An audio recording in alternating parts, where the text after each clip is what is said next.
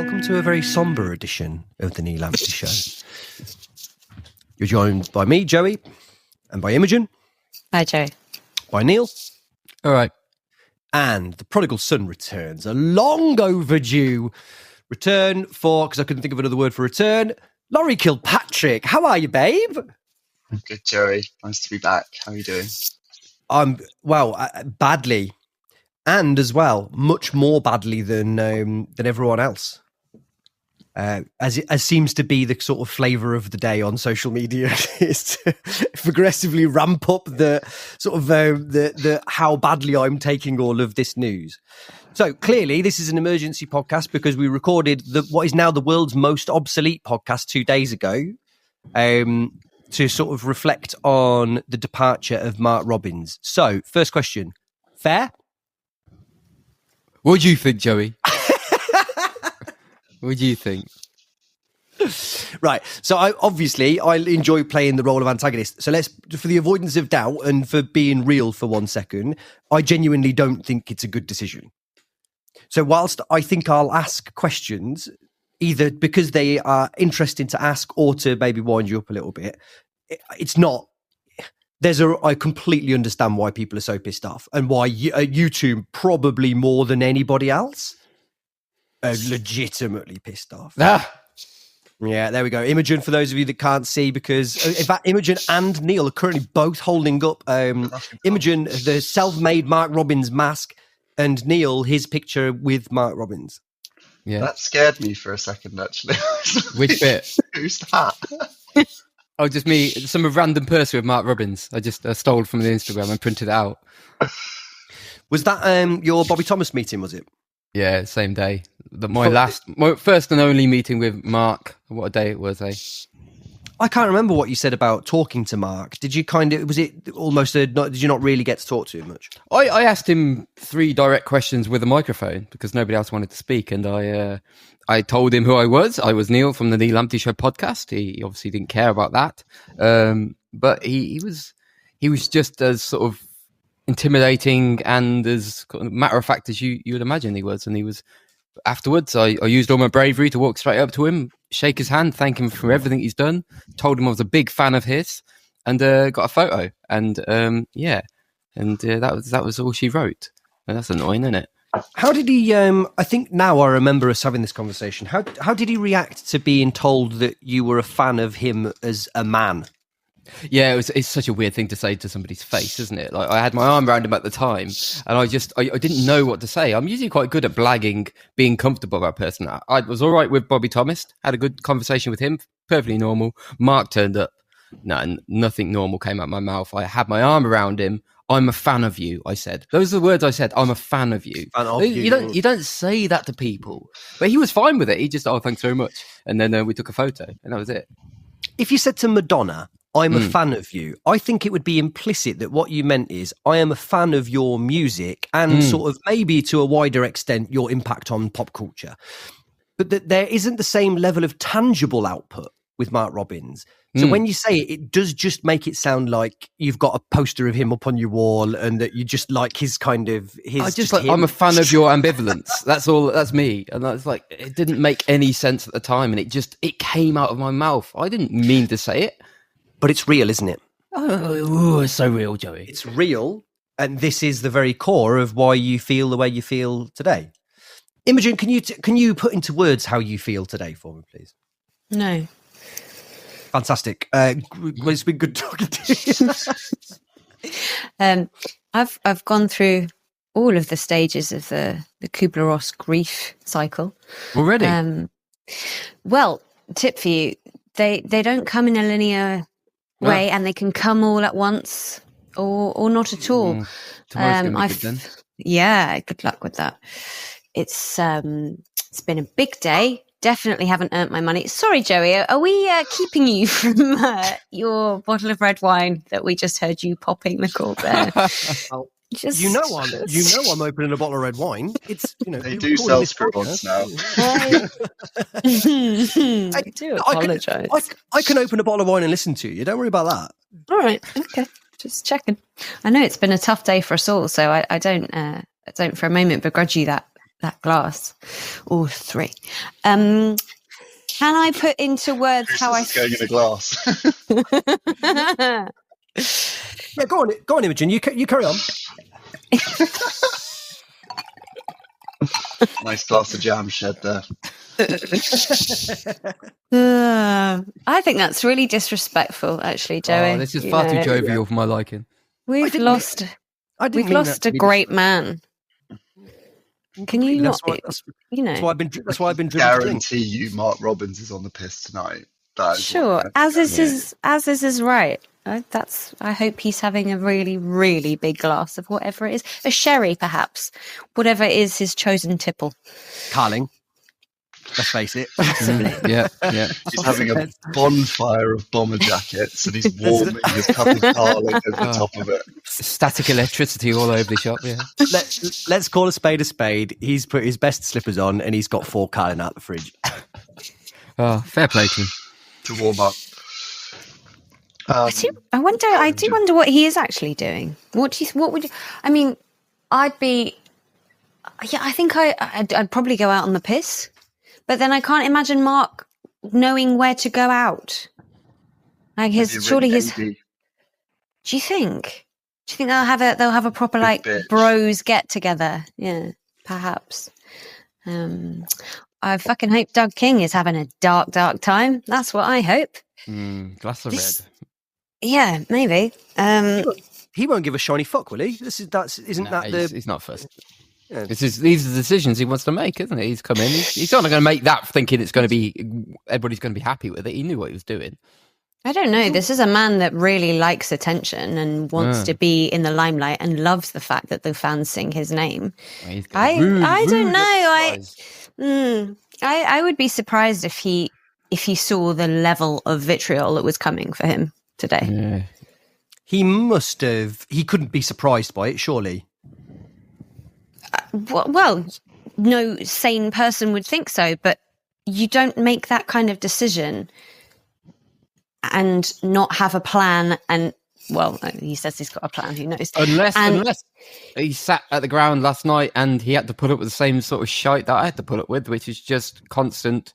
Like, if you listen to it, you'd imagine people didn't care about the manager. You'd imagine they all wanted him out. Like, the absolute wildness of it. Like, whether you read it on social media, and it's all drama, but I was surrounded by people last night. You wouldn't imagine they even liked Mark Robbins. It was mad. It was hysterical. What happened last night, particularly? Were you sat in your normal seat? I was sat in my normal seat. I've never known anything like it. And like, I'm being hysterical referencing it, but I was sat there and I was surrounded by people who couldn't understand the idea of passing the ball backwards. And I get maybe a little bit of annoyance. The things that they were saying, I referenced one on my tweet earlier about somebody calling for Van Avaak to be subbed after 13 minutes. And whether that's just drama or whatever, even shouting that out is just utter lunacy. And it was just throughout the whole match, it was utter hysteria, squawking, crying about stuff. And I didn't understand, like, we'd lost a goal, but you still know who we are. You've still watched us enough. Surely you've seen enough of us to realise, okay, we might pass the ball backwards sometimes. We might try and build. And then you scream for the ball to be played forward and they play a long ball and it doesn't go to who you want to. And then you have a go at them for doing what you exactly asked them. And it was too much of that last night. And it was jarring because you get people upset about the football and you get people a little bit overwhelmed by it. But I'd never known anything quite so hysterical. It was from minute 10, whenever the first goal went in, it was just this odd approach to watching us. I was like, who do you think you're watching? Like, you know, such an innocuous game to be bothered about. That was strange. It wasn't good last night. No, but it's nowhere near the worst we've played this season. There were lots of things wrong with last night, but I don't think of all the games for fans to lose their mind over, if in the way that you're describing there, and also then to lose your job over. It doesn't really add up to me. It doesn't feel like there's a bit of something here that's missing out of what's happened today. Of course. And look, they've been singing his name for well, the past 3 games has been multiple rounds of there's only one Mark Robins, and that's been the case since he came here. It's very rare that you get a game without that being sung. So I don't think you can. There's a lot of talk that Doug had made the decision before the Luton game, and the Luton game had stymied his plan to get rid of Mark at that juncture. I don't know. No one knows, do they, outside of, those 4 walls, what his decision was going to be had Luton been a loss. But I agree with you. It felt like a bizarre time, A, to make the call, and B, to... when there have been so many, there have been worse performances, Joey, as you say, but equally that you've got so much to build on. You've had a 3-0 win away from home to a club that's pushing for the playoffs. I don't really get why you would make that decision now. If you are going to make that decision, which obviously I think was wrong, but at least, what about wait till the international break? Well, that's been something that we talked about last podcast. Yeah. Sunderland are going to batter us on Saturday. Yeah, Because what would normally be, timing-wise, it's an odd decision. Because normally the atmosphere at Sunderland away would have transcended anything of kind of performances or whatever because of the sort of artificial rivalry between the two clubs.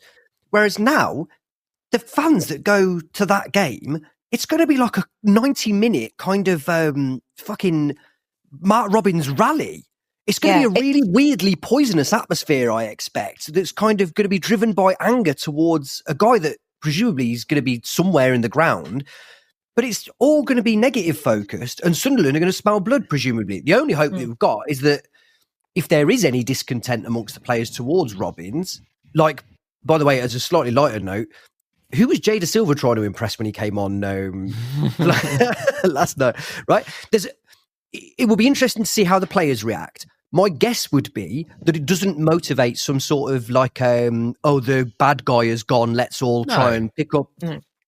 And so all it'll do then is like really annoy a set of fans that otherwise could have created an environment that has been quite successful for us at the Stadium of Light in the last few years. Yeah.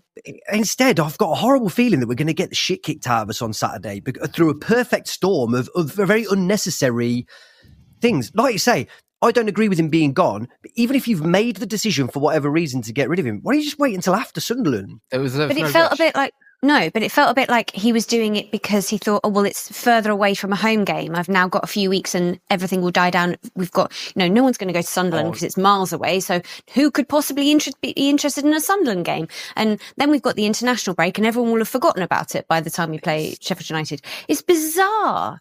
It's just no judgment whatsoever as to how this is going to go down. It's Mark Robins. You have people.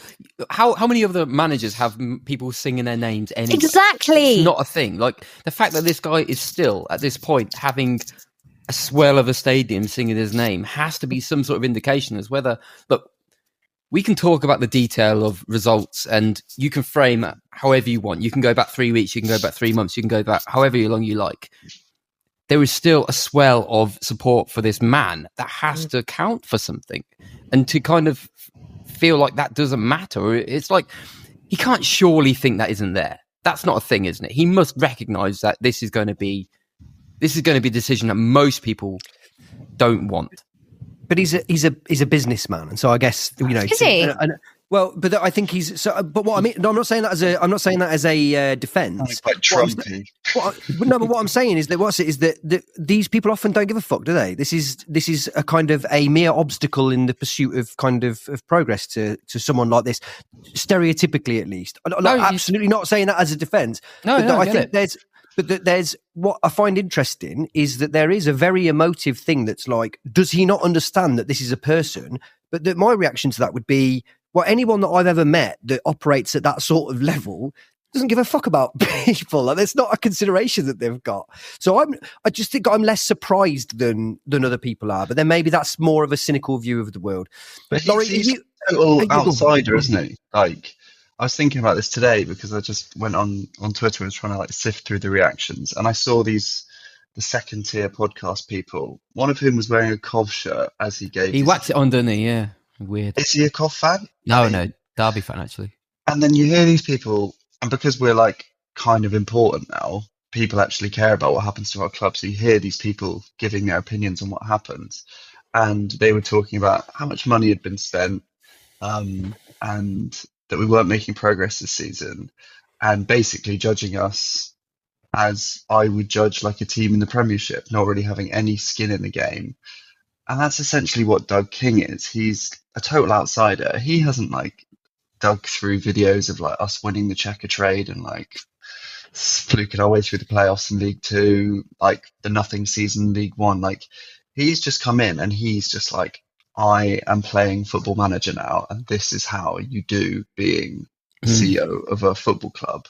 And I suppose it's like the kind of decision that gets made in the Premiership, or it happens to teams that aren't ours. I thought Dom really summed it up. And like, are we just like another team now? Just we're not like the Cov that I know. It's like all like there were 27,000 people there last night ish for a midweek game against Derby. So uninspiring.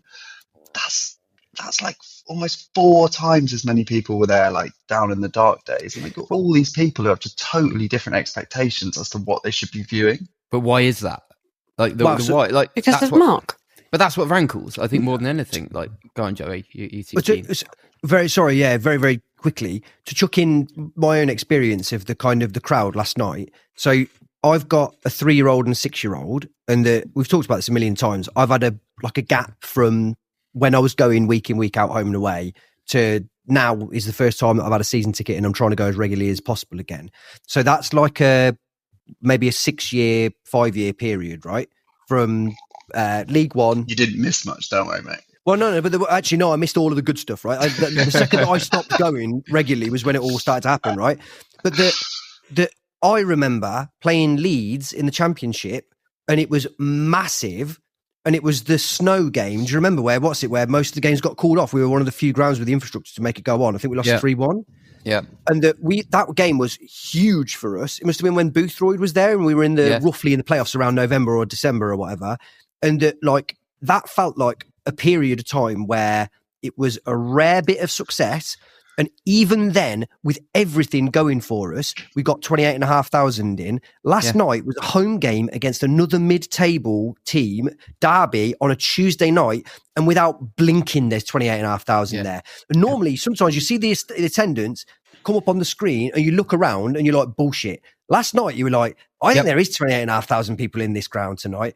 And like you say, I think there are pros and cons to it, which I know isn't particularly, but ultimately my take is bad decision.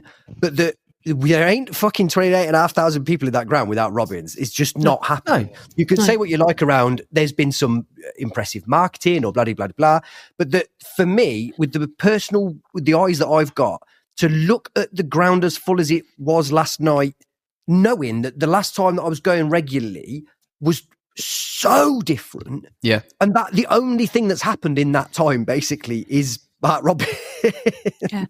And the club, that's what the club needed. The club needed some sort of lightning rod to gather around to bring us out, because everything else was terrible. Sisu were awful. We needed that link between them and us. We were never going to get that directly because the fan base was so poisoned about what they'd done. Rightly so, they hadn't dealt particularly well with anything that they dealt with during their tenure. Yeah, of course, during their tenure. But we needed Mark. Mark was the conduit between them and us. Mark was the peacemaker. Whether that was actually true behind the scenes, it didn't really matter, because he was there as the face, very calmly and in a no-nonsense manner, guiding us towards, I know it's shit, but you're going to have to turn up anyway, and we're going to make it better eventually. And he did that. He did that every single time, every season. There was an improvement. Didn't that make it feel better as well? That's what it's dramatic. That's what I'll miss. Like, no matter how I got used to losing games of football and being okay, because I'd listen to him afterwards and he'd be so fucking level-headed about it and just like explain to you, all right, look, sometimes this happens or this is going on, but we're working through something. And I'd listen to it. And you remove all the drama and just like, okay, right, it's fine. And we spoke about it back when we first started the podcast. We all spoke about wanting to we needed a figurehead. We need somebody who was going to bring direction and have the confidence to kind of take us all along with him. And previously people weren't able to do that. Whether it's even someone like Presley tried it. He tried to desperately enforce or impose a viewpoint on, and we couldn't really follow it. Eventually everybody understood Mark, understood his approach to football, and wanted to just trusted his approach and understanding of how to run a football club. And I think that is my problem with all of this. It's like you move from a position of trusting somebody and just accepting, okay, this guy has done, let's say, 7 seasons in a row of good progress. Like we haven't, first season back in the Championship, we didn't finish 8th, but what we're saying, we just turned up in the Championship and suddenly we've done what we did. It was a good season. I can't think of any other seasons where you're not looking at it and say, pound for pound, that is a good season of football. What happens? We land into a season when we suddenly don't have a good season of football, and we're saying, right, that's enough of you. But it's not a season. We're not. We've barely hit November. Right, exactly. I'm mates with an Everton fan, and I remember when they had Allardyce, him going mad about the football and whatever else and they finished 8th that season. Yeah. And I regularly remind him about that particular. You're just like, you got to be careful what you want. What are you asking for? This is, I know that it might seem in the very kind of short-term memory existence that we live now, like this is not good enough. Actually, if you're willing to cast your mind back a little bit, it's probably still quite good compared to what we're fucking used to. And actually, a lot of supposedly very good managers, people that came here with pedigree, weren't able to provide to us at any other point in time. There is a temptation to say, maybe you should be grateful for once rather than constantly trying to work out what's going on. That's the critical point. Yeah. But if we go and watch football, we dance with the devil. If we support a Championship team, that's the unfortunate nature of it. We've talked about this in the past about, actually, would it be better to get up to the Premier League where this would get 10 times worse, or even the Championship is pretty vile. Like, you want this weird thing of trying to balance wanting success for your club, but at what cost? Exactly. What does it mean? Yeah, we've all, like you say, we've all balanced with that, and I think even me, this maniac guy who always thought we were going to finish top 6, has got to the point where actually, it's unusual for you to just be like, I'm all right. Actually, we might have to lose a game or two. What's gone on in the last few years in the Championship's been fucking brilliant. Like, it's been amazing. Like, even last season, we're playing well, we're competing, we're having a great time, we're winning games against good teams. Like, okay, we didn't make it this season before, but we still got to Wembley, and we're having this great time. I mean, isn't that what's more important? Like, of course it is. It's a really weird thing to say. Like, ultimately, look, let's have this hypothetical where maybe at the end of the season something mad happens, we get somebody in and we end up going up. Like, somebody made the point earlier about, like, what's the point of it if it's not with Mark? And that's quite deep. And I was thinking about it, and I'm like, well, actually, that does resonate. Like, I kind of only care. Well, especially when he said things like, when there was some vulture-y poaching noises going around, and he was like, the only way I leave this club is with them in the Premiership. It's a journey, that was isn't just it? it was just such a nice thing to think about. It's like, we'll go our separate ways once we've completed this stupid journey, even if we wouldn't enjoy it up there. But the only devil's advocate thing that I would say, having read what Dom said, is having gone from this position where there was a power vacuum with Sisu at the top of the club, where Mark was literally, it was like his fiefdom, the whole club. He was picking talent and letting people be their best selves in different roles. When you get, and that's kind of possible at League 2, League 1, small attendances, we're kind of small fry. Once you get to a point, as you guys have pointed out, almost 30,000 without even thinking about it at games, there's a lot more money involved. You've got a new owner, people are interested. Is that as possible to have that kind of, not a personality cult, but it was the cult of Mark. I'm a signed up member, you guys are. Is it his role getting squashed down? Was that the natural way of things? And I can see you itching to say something, Joey. So yeah, go ahead. No, carry on. No, that was pretty much it. I'm not I wanted this to happen, but maybe this was just the direction it was going in. He'd made too much success.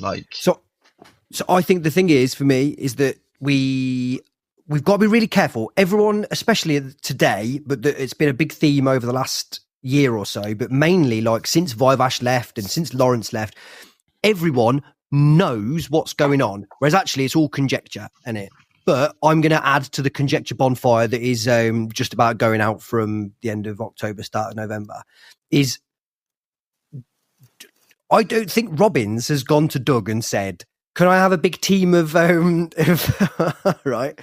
And there's a difference between, and it's incredibly pointed in the press release, there's a huge difference between, I love the idea of cult of personality, but what we're talking about there is a manager, like an Alex Ferguson, old school, I run the club manager. Influence and strategy, all that lot, yeah. Yeah.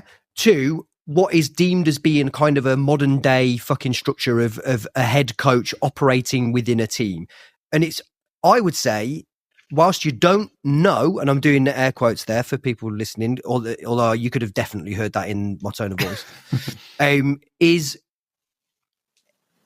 Doug has come in with a vision of head coach, and I would say, I think it's reasonably fair to draw a conclusion that you look at last season and go, I want a head coach now, but I'll give you the chance to take us to where we need to be. And he's not done it. And the only thing I'll say is, and I'll try and keep this as brief as possible, but every time I say that, it means I'm talking for 10 minutes. So buzzer me when I'm talking for too long. I've complained this season on the pitch about trying to make players that aren't equipped to do a certain job do a certain job. So I think the players that we've got are equipped to like use their strengths in a way that isn't trying to retain the ball. And I thought that was evident last night. I thought that we were able to pass it out from defence. Then we'd got Sakamoto, who was arguably our most creative player. But as soon as we got there, we kicked it over him to the strikers. And I just couldn't understand what was going on. I would prefer to see us playing to our strengths, and I don't think we do at the moment. I would say if you take over a club and you've got a manager, even if you want to have a big team and a head coach, which is one particular strategy, if you happen to have this unbelievable asset who happens to be a manager, then run the club with a manager. How lucky are you to have that? How rare is that? You've got the longest serving manager in the football league. We're all league. stressing to find this person who can be the figurehead, to somebody who can do that job. Like, everybody's got a different approach in football. Everybody's trying to do the right thing, but it never always works out. We're the ones who sat there with a manager who has, for a long amount of time, performed. Like, you have it. Like, why stress it? Why and you have the support of the fan base as well. Yeah, you have it's so rare. It's so rare. It's so rare. There is no pressure on Doug. Okay, yeah, there are one or two people. There's always going to be one or two, but the vast majority of people support him because they know what he's achieved and they know that you have to stick with him because they know the alternative. Exactly. The alternative is a punt. We remember the alternative. Jesus Christ. I mean, they're linking us to Carsley with a 0% win rate, win rating when he was with us last time. Well, look, for fuck's sake. Let's not fuck about. So the other thing that's not been said here, by the way, before I continue, what's really funny is that this was amongst us on WhatsApp, was originally suggested that this would be like a celebration of Mark Robbins, and actually has just been a very angry. No, not having it. I can't bring myself to thank him yet. I'm not ready. Not at that stage. I can't do that yet. No. The part of the problem of, even from me, who is on the closer side of acceptance than any of you are, right? Yeah. Part of the massive indication of how big a bad decision this is the names that we're being linked to, right? So you can almost define a situation by the kind of like, like external factors. And that if, and I'm going to use a daft example, if you sack Robbins, but that Pep Guardiola is, I fucking hate Pep Guardiola. Who's a good example? Diego Simeone is seen at fucking Arena Tesco. Then you go, well, he deserves better, but let's have a look at this guy. The three big names, like in terms of like volume of name being churned out, is Matt Bloomfield, whose name I genuinely hadn't heard of before today. And I don't mean to be a dick. I know that says more about me than it says about Matt Bloomfield, but I don't know whether that's the guy that deserves to take over from a titan of Coventry City. That's the aisle we're shopping in. Yeah, exactly. We came all this way. You're gonna piss on 7 years of kind of like of achievement. Biff off a legend, yeah. For a guy that is doing a respectable job at Wickham, right? By the way, is there more of a managerial choice than that, than the guy that presumably has overseen the signings of Liam Kitching and Ephraim Mason-Clark for more than they were worth? And then Frank Lampard. And I genuinely, if you asked me for a list of managers that I wouldn't want, the only name that goes on there higher, in fact two, is Steven Gerrard and Wayne Rooney. They're the only two managers that I would want Neil less Lennon? than... I'd have Lennon every day of the week with Frank Lampard. Yeah. The list, I actually quite enjoyed the list for just the sheer absurdity. It must just be like a saved file that all of the bookies have. But we all know the being reason, like, don't we? We're like, we don't know. Yeah, send that Word doc again. Yeah, cheers. Yeah. But I know it's lazy journalism. But what it does tell you is that when fucking Eric Ten Hag, well, yeah, but when Eric Ten Hag got sacked, is that straight away they were like, it might be Van Nistelrooy, and then about a minute later they were like, oh, it's Ruben Amorim because they've already sorted it. Yeah. What is really clear about this is that we've got fucking no idea. Mm-hmm. He's just sat Robbins, but he's just like, right, let's go and find a guy then. You're like, I don't know whether you might want to fuck him. At the very least, he might deserve more than that. Yeah. Because we're screwed now. Like, because what We're based totally screwed. We're based on now, like, interview or data. You can fucking interview your way into any job. Like, you get somebody who has a good chat and you're in, and then it's still a punt. Like, it's just wild that is... By the way, spoken like a white man there, Neil. You reckon? Well, I'm not a football manager yet, but we'll see how we get on. You're 100% right, mate. I completely agree with you. Oh, yeah, you've got a job. Yeah, it's true. But it's like, if that is your reference point, now we're now saying, right, okay, rather than the reference, some guy who's basically done it for 7 years and hasn't quite started the way we wanted to, so he's biffed off. We're not doing him anymore. We're now going to look around and what's our reference? How are we going to do this? Let's do this by, oh, this person's got good numbers. We'll do it by that. Or this person's come in and has impressed us.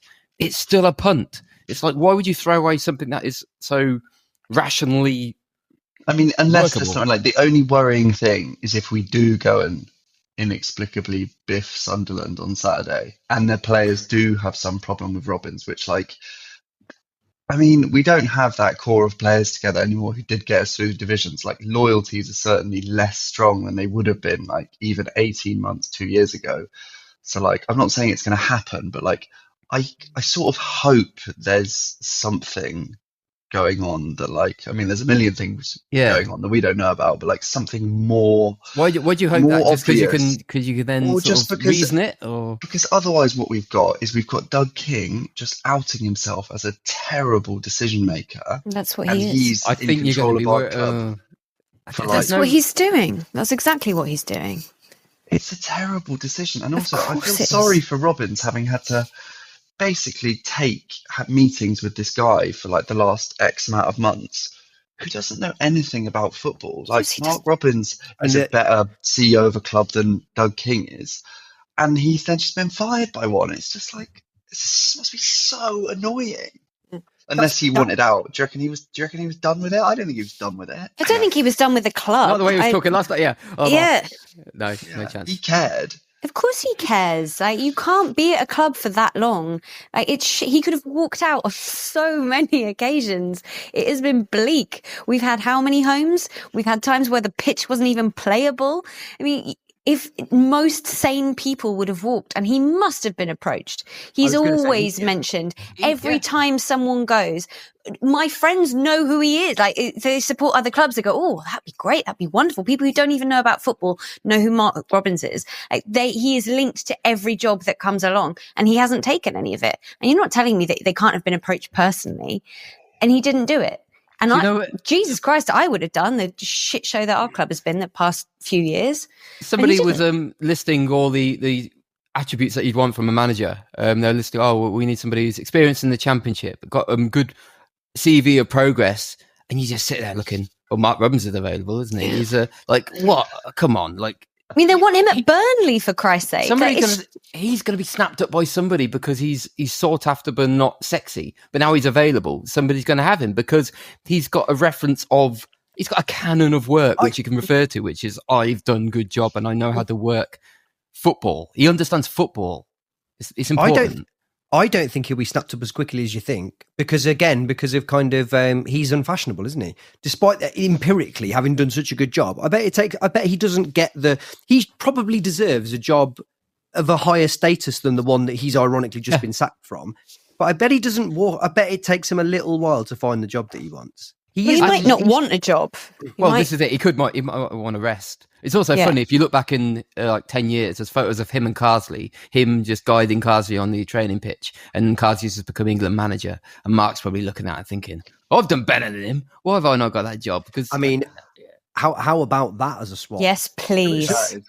I'd be finally interested in England. That would be tremendous. Mark's in. Mark. The indifference of Mark in all the interviews. It's fucking brilliant. Yeah. Mark, how do you feel? You've a last minute winner from Spain has lost you the final. It's just a game, innit? It's what it is, isn't it? Yeah. They've done what I've asked them to do. I can't ask any more from the lads. Without a shadow, it's just. I'm talking to you without ever having once looked at you in the eye or looked at the camera. I'm thinking about what I'm having for dinner, and I don't care about the occasion, quite frankly. So if I'm just punching time here. Did he get an England cap or no? He didn't. Robbins, no. 21's not England. His comments before Middlesbrough, and Clive was like, "You've had a really good record against them recently," and he went, "Yeah, it's the same ground, but it is a different season." I thought, "Yeah, okay, that'll do me, Mark. That's all you need." I love it. That's so I loved it. Oh Okay. God, it hurts my heart. The same ground, but a different season. It makes so much sense. Imogen, you talked before about the 7 stages of grief, and I hope you know how impressed everyone was that you knew the particular name for that nobody else did. We were all. Isn't that just in The Simpsons? That's where I know it from. But it does feel like possibly we might be at a position where we're willing to talk about some of the good Mark times. Yeah. Okay. I would like to, as a start point, consults her diary. Day one. Mark enters the building. I would like to flag as a start point at arguably one of the highest points of his tenure. Hadji Wright's goal against Wolves. Yeah. That Mark chose to celebrate it by getting right in the face of a child. Classic Mark. I love how he was told to apologise. Like, his initial reaction in the first interview was, "I had to give that little ball boy some because he was and then like 5 minutes later, I just want to apologise unreservedly to that ball boy." Like, all right, Mark. It was a bit like Jermaine Genius when he got rumbled on TalkSport, being like, 2 sides to every story. It was like PR person. Yeah, sorry about that. That was me. It was all me. Yeah, it was all me. I absolutely love. I mean, a mate of mine come round earlier that's a Stoke fan, and I was talking to him about Hamer, and he was like, "Yeah, all the goals that I see him score." I was like, "No. The thing with Hamer is that he's got all of that, but he's got that spike behind him. He's got that nastiness behind him." And I can't say it like Simeone for me is the peak, but that's where he came into my head before. But having Vivash and Robbins as your managerial duo, when you know not only are they doing a good job, but that Mark will laugh in the face of a ball boy when you score a goal that's meant to be a pitch, like a point of jubilation. And our WhatsApp group photo is Adi Vivash punching a fan in the face, slamming him down to the floor. Yeah. Oh, dream team, man. Dream team. That's when you talk. Oh yeah. I talk about a headlock. Sorry, of course. Yeah. When we're talking about the kind of the evils of the Premier League, him in his own hood. He's dead in there. Like that's when you know that you've made it as a manager or a staff member at a club. You see a guy, you see a Vivash with one of your own fans in a headlock, and you're like, this guy is a club legend. Hero. Yeah. Hero. God, what are the other classic Marks? I mean, there are so many. I love Mark. Notts County away, scoring in the first 5 minutes, celebrating, and then be told not to celebrate by Vivash. It's like that's impulsive Mark. I like impulsive Mark. he's not allowed. He's been told off by his boss. Really, we know what the score was, but that any moment where he showed his real self or his impulsive self, that one in the semi-final when we got the penalty, his absolute raucous reaction to getting the penalty and then relaxing again, like all these moments, anything that showed him caring, like something I'd put in that bracket would be re-signing Bright Bakari, even though he knew it was a bad idea.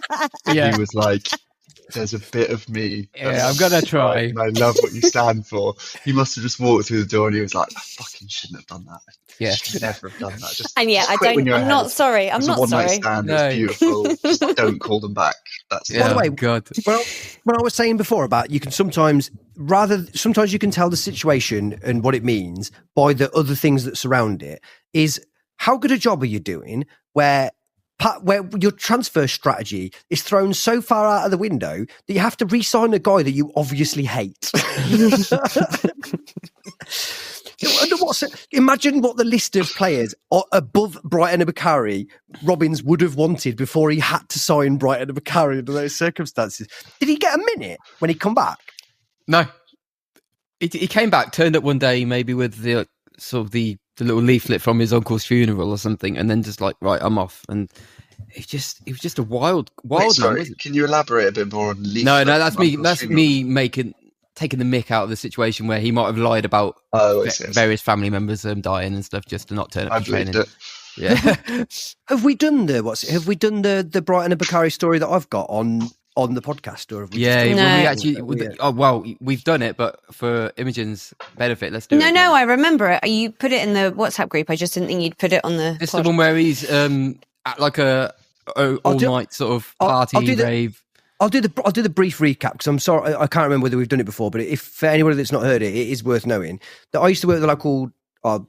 It doesn't Doesn't matter. I used to work at the local Marcus, and I live in Manchester, obviously. Who does he And- support? You've got to always mention who they support, No, Joe. Marcus don't support no one. This is why he was watching. This is why thing. Shouldn't be speaking to him.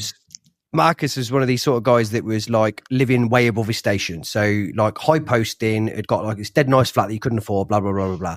He said he had been partying regularly with his mate for like maybe a year, or maybe like 6 months or whatever, and but didn't know him very well, which didn't surprise me. This isn't the sort of guy that asks a lot of questions about other people. Then he said to me one day in work, he said, "You like football, don't you?" And I was like, yeah.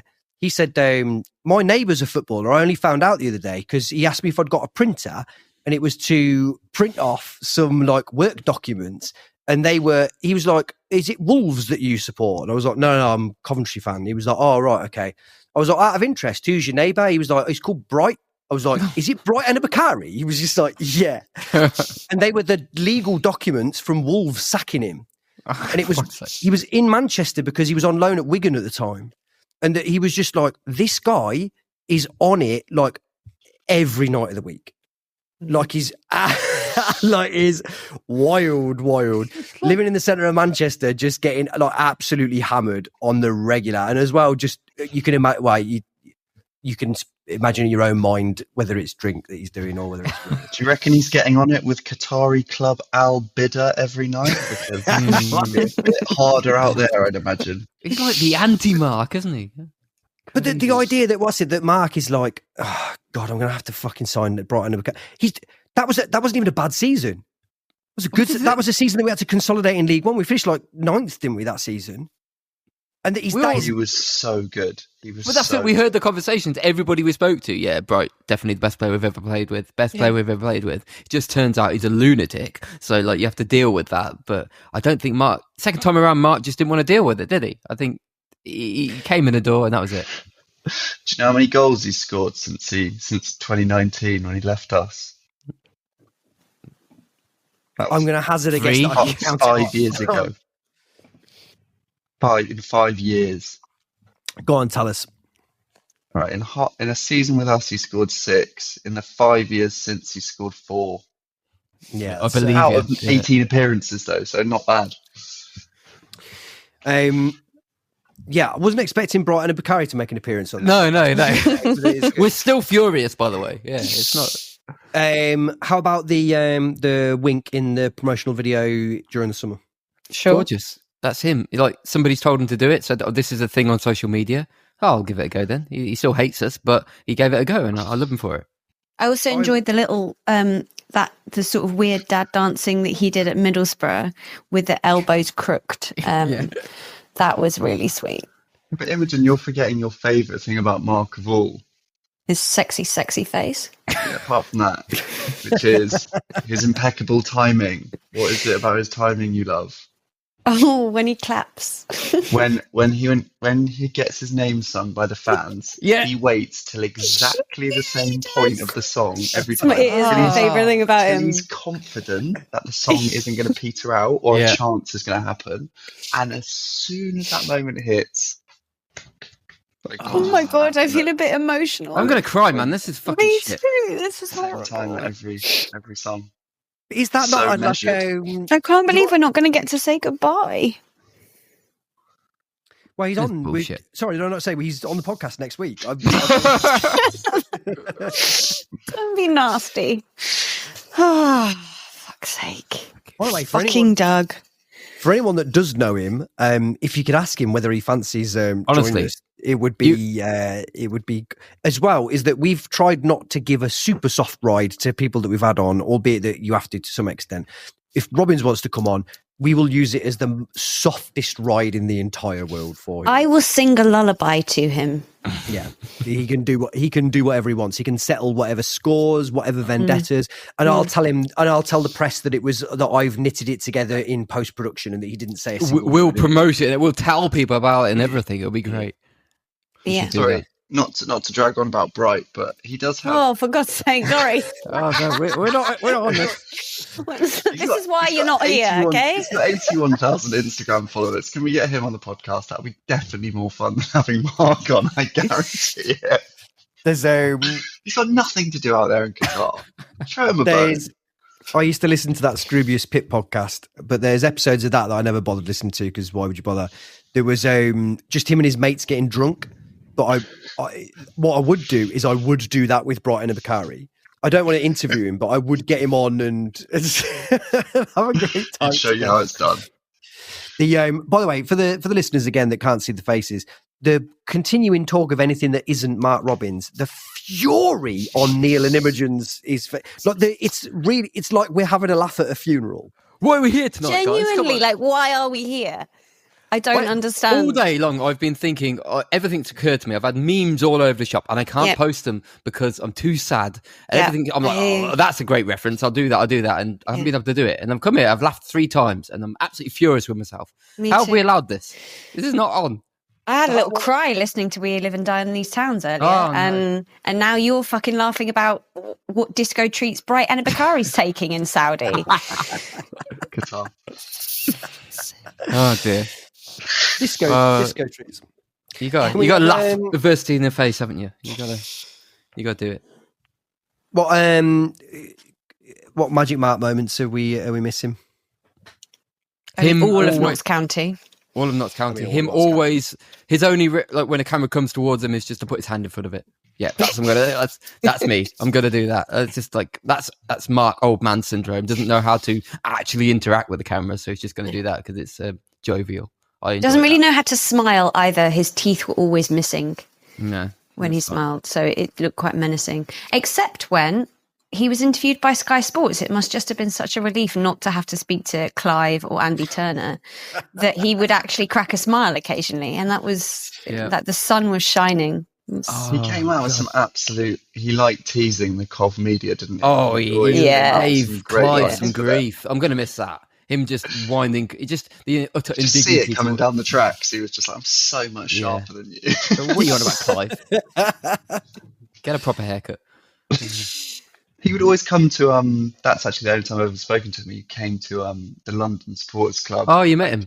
Annual meeting. Well, I was like in the room, hands up and stuff, and that's just nice, isn't it? Managers coming to that must be a schlep. You finish work, you get the train down to London, sit there in a room with other smelly white middle-aged men getting off boring questions about people who don't know what they're talking about.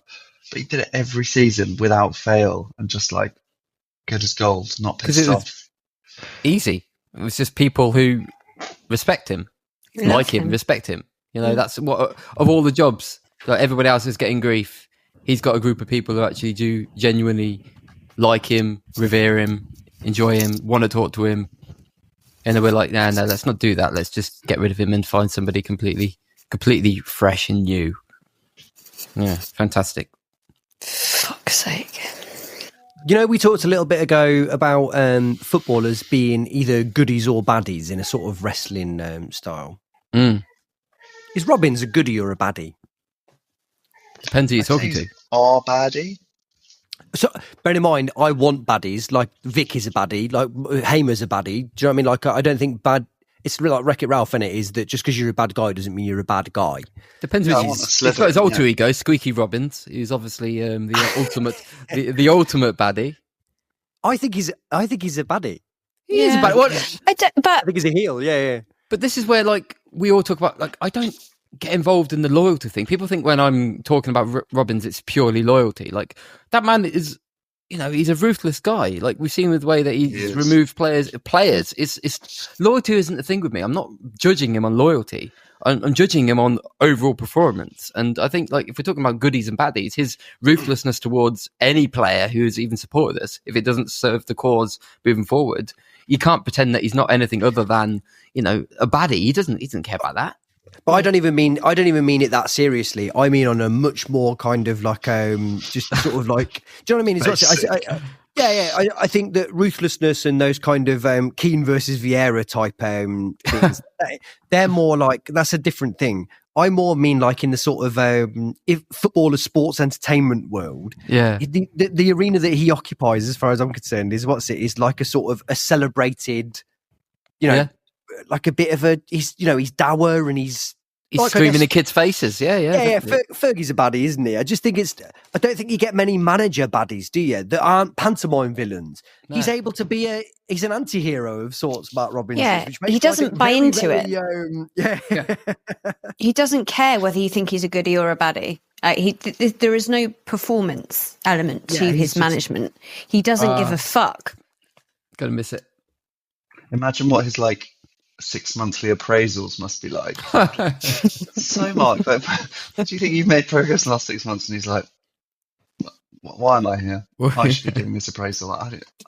He must be hard to manage. Maybe that's why he was so good at managing, because managing him must have been tricky. But I mean, I think probably one of the biggest endorsements you can give to Mark, maybe apart from this season with Vic and potentially Hamer, but just everyone he was ruthless with just went to nothing, really. There was no player who left and you were like... Yeah, he was never he made a mistake there. He's never been shown up there. He's never made a mistake. And it's just so what that tells you is he's making people better than they should be. People like Liam Kelly, Carl McFadzean, no right to be playing the level they're playing, really. 100%. And he's just elongated their career, whatever that is, making them fitter, making them just believe in themselves.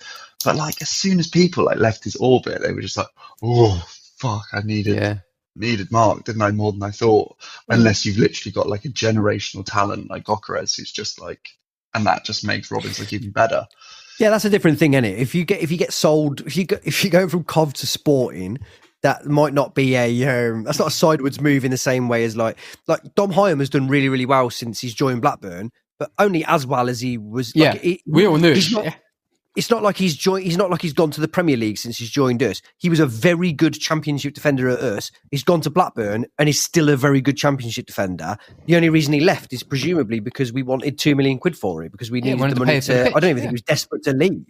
But it's not like he's gone. It's not like he's gone and we've gone, oh Christ, that was a £10 million, or he's kicked on massively. It's a very good observation, actually, because I'm racking my brains while I'm talking. I can't think of anyone that's... I can think of players who've done well, people like Jack Stevens, but again, that was just a loan who we had, and he went back. Jack Stevens with Mowbray. Yeah, he was in the Mowbray. He was in the Madison. Yeah, he's part of the one of the worst ever Championship failures. Yeah, should have been to have that team and to not do any better with it. Again, Tony Mowbray is arguably in the last 20 years in our top 3 performing managers And yet, should he be in the conversation to come back? I'm not sure. I would say very tentatively that he didn't do as good a job as Robbins. Put your neck out there, yeah. But I'm sure we'll get to this at some point, but like I do have like a kind of fun list in my head of people that I'd love to like just put onto like a fans message board and just see what the reactions would be. People like Craig Bellamy. What is it? You mean as Eric replacements? Yeah. Yeah, I mean Bellamy would be a popular choice. I wonder who the worst fitting choice would be as a replacement. It's probably Bellamy, isn't it? What do you mean in terms of performance or in terms of the character? As a mixture of everything, all things considered, who would Bellamy's a tough one. Because not only has he got no managerial pedigree, he's also hated, yeah. And he's coming into a place where nobody wanted his predecessor to go. Like, yeah, tough gig, I'd say. Tough gig, yeah. I feel like that's going to be one of the biggest stings here, is like attracting someone to take this job now. Yeah, no one wants to come here. It is like the poison chalice. You've got a squad full of good underperforming players, but like you've really got to start well, haven't you? Because like they're baying for blood. But then to be a football manager, you have to be enormously arrogant, right? So maybe that doesn't come into their thinking because they just think, well, fuck that, I'll do. Yeah. I'll do a good job. By the way, the conjecture that I've talked about also cuts both ways, right? So we are looking at last season and there's lots of things happening. So you've got a massive squad turnover, and you've got patches of the season that are fucking brilliant and patches of the season that are really awful. And you've got numbers and you've got players. And that there is, me and Paul had quite a heated argument last night about whether Haji Wright was a good player. And I was saying, if you score 19 goals in a season in 50 games, I think that is a defining factor of whether you're a good player or not. Take the eye test out of it or whatever else, yeah? You might decide that he doesn't control the ball well enough or whatever else. If you're being biased, if you're discounting the thing that wins football matches, right? You just, as far as I'm concerned, you can't do that by mistake. That doesn't just happen. Of course not, right? But then there's the flip side of that, which is, and an assessment that I've made continually is, this team isn't performing as well as it should do this season based on last season. But what if it is? What if this is the level of these players? And what if Robbins had got them to overachieve last season and that what they're hitting now is their base level? In the same way as that, I think it's only fair that I'm like, conjecture, blah, blah, blah, blah, about as much as I'm trying to see it from all sides, is what if last season was the high watermark? What if these are players that have been overpaid? Because as well, I'd be very keen to know what input Robbins has had into the transfer strategy, because I think that a lot of the players that we've signed over the last 2 years have not been, let's not even be horrible to the individuals, have not been worth the money that has been spent on them. So if Robbins hasn't been the person signing off those decisions and then he's not getting a tune out of them, how much is that his fault? I guess there's a difference between accountability and responsibility, isn't there? Like, whose job is it to select those players, and then whose job is it to actually then perform? Like, if these players, by every single metric, should be good, then they arrive and then they're not good. Are we laying blame at anybody's feet? Or are we just saying like? Yeah. But this is the thing: is that I guess you can't have it both ways. If what you want is a team structure with a head coach and a recruitment department, is that if then the players that you bring in don't perform to the level that you expect them to, the person that's accountable for it is the person that's scouted and whatever else done, right? If you want a manager to be totalitarian and whatever else, and they're deciding on the players and they bring them in, then they have to fall on their sword when those players don't come through. But the thing that's problematic with all of this, and that we don't deserve to know, I suppose. Actually, we do fucking deserve to know, because it's a football club with fans. It's very difficult to know. I just don't believe that Mark Robbins has been like as put his foot down and been like, I demand Efren Mason-Clark. And Doug King has gone, okay, but on your head be it if he doesn't end up being like an amazing player. And that the recruitment department have gone, look, we really don't think we should sign this guy. Does that make sense? I think I might be articulating this a bit badly. No, I mean, but also... There's a world in which there's this dual transfer strategy. Sorry, Laurie, you carry on. No, I mean, I don't really have the answer to that question, but this season has been like the most hyped season I've ever encountered as a Coventry fan. The amount of people, fans, not fans, other like assessments, previews being like, Coventry are going to finish in the top 4. Like, they've done amazing transfer business. Like, these are all smart signings, young people from lower divisions, a mixture of this, that, and the other, people who have like proven at a decentish level. And this is the season where we've like absolutely fucking imploded. Whereas other seasons when we've bought people like Gokares, who the fuck is that? No one likes him, don't want him back.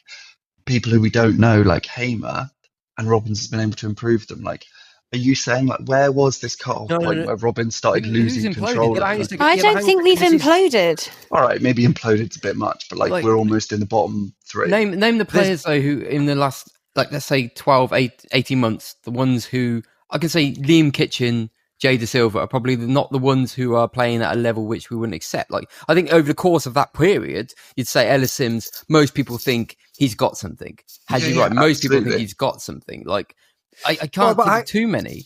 But hang on a second. All I'm trying to draw the distinction between is like the amount of hype for this season and people saying these players are going to perform incredibly and the fact that they haven't. Yeah. But there is a level of Paul Knowles selective memory about this. This is still, when did Dean Austin come in?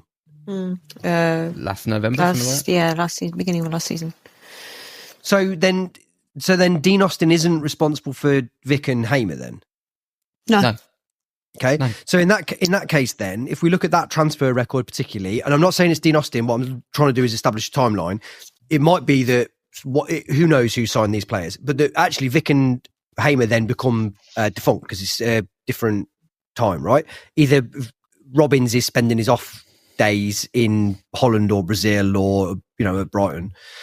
But actually, I think the players that we've signed in the last 2 years are, you might generously describe as a mixed bag, because even Haji Wright, who I think has been a positive signing, did cost £8 million. It's not like this, like he's been overall good, but that is a lot of money for a championship team to spend on a player that is, we're having a debate over whether he's a good player.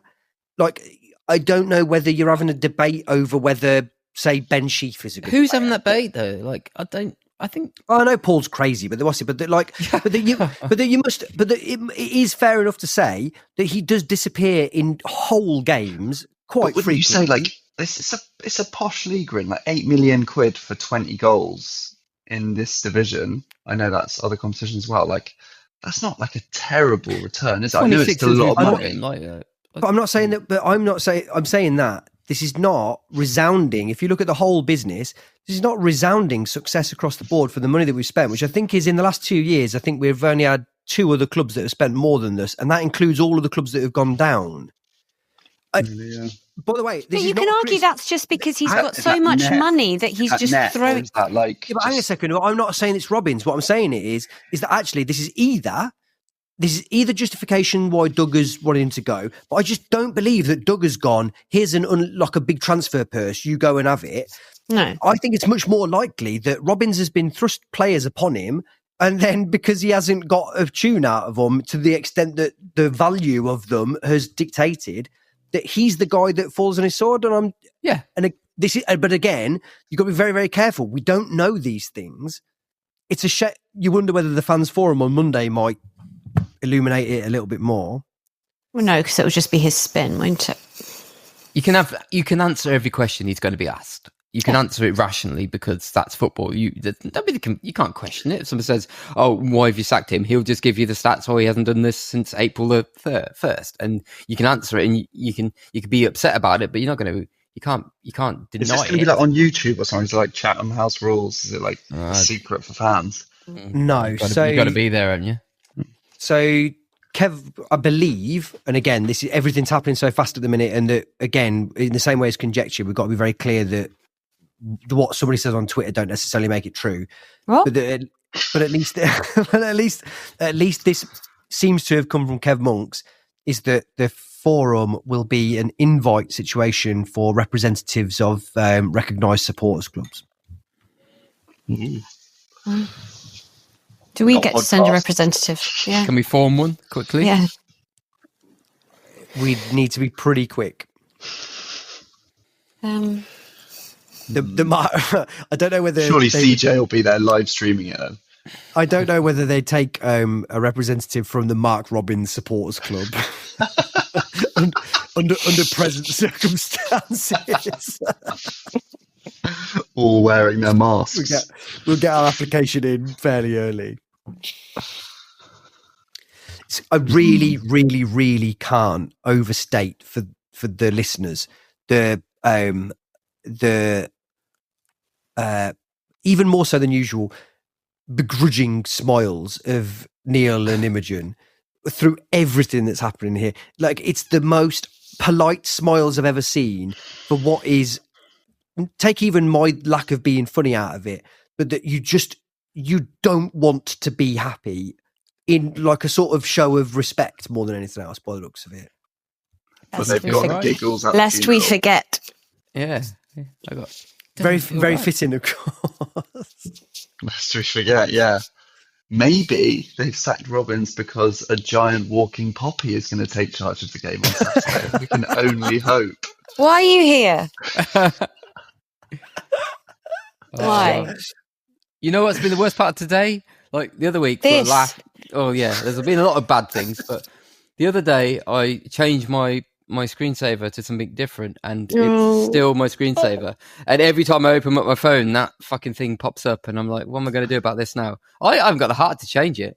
It's just Mark Robbins looking at me every single time. By the way, it's a picture of Mark Robbins on Neil's phone there that looks a little bit like a Violet Beauregard situation. It really does.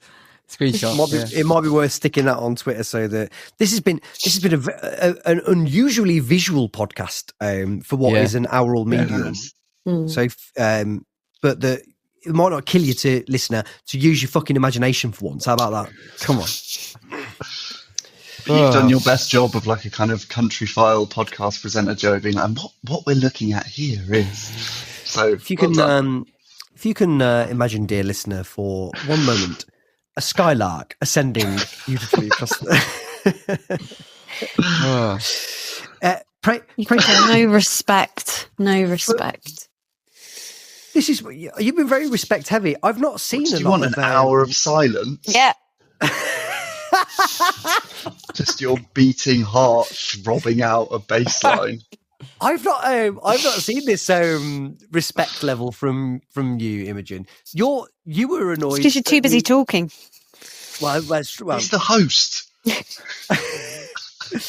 As I said, silence would be preferred.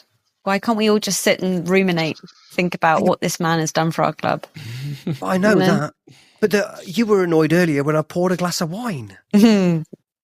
Audibly. Yeah, exactly. They have wine in church. We're getting emails today. We had 2 emails today. A Middlesbrough fan has just emailed us. Very, very sad about what's happened. That's a shame. I won't read it out. Relieved they'll start beating us now. You think so? Yeah. He's angry. He don't even support our team, and he's angry. Fair play. Well, see, that's what I mean about other people taking ownership of our club, and I don't like it. When we were in League One, no one would bat an eyelid. It's too much. By the way, other fans of other clubs saying that they're angry, that's performative. They don't really know, so that's fine. There are no fans of other clubs. I don't think there's ever been a situation that's happened at another football club that I don't support where I've been angry. Gary Rowett getting fired, didn't like that. But angry. I didn't care, but I didn't like it. There we go. I thought it was unacceptable that Wimbledon became MK Dons, but that to feel angry about it. You make a good point. I get it from you two, right? The thing is that everyone's different. There's 3 of us. You're not angry. You've been laughing all along. Me and you were approaching this. No, don't. Don't let Joey. Don't interrupt him while he's telling us why we're wrong. Carry on, Joey. Off you go. Let's hear. No, Thank God there's a man here to tell us. I'm saying why I think you're right. Go on then. Look. Well, how about I thought it was me and Neil that were going to come to blows. I'm delighted that it's me and you. This is fabulous. What I'm saying is that the differences between me and you is I can sympathise with how you feel and you can't sympathise with how I feel. What has that got to do with anything? Because I understand your anger. I understand your anger, but that when I am being my very sort of relaxed, sanguine self, my very balanced kind of not a care in the world kind of sort of guy, the contempt with which you're looking at me is quite frankly is ludicrous. Just the face. You can't have the face. It's my face in repose. Listen, I think Mark understands. I don't know. I'm not angry about you being sanguine. I'm angry about you talking about bright Enibakari when this podcast is dedicated to our Lord and Saviour. It's part of the rich tapestry of Mark's legacy. This is true. That is fair. Mark was a fair man. May he rest. May he rest. I did think about this before we start. Is how do you do this without making it sound like he's died? Sort of feels like he has died.